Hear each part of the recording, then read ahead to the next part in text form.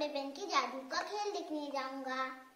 हम हमेशा साफ सुथरे कपड़े पहनना चाहिए। हमें हमेशा सुबह सवेरे उठना चाहिए। हर काम वक्त करना चाहिए।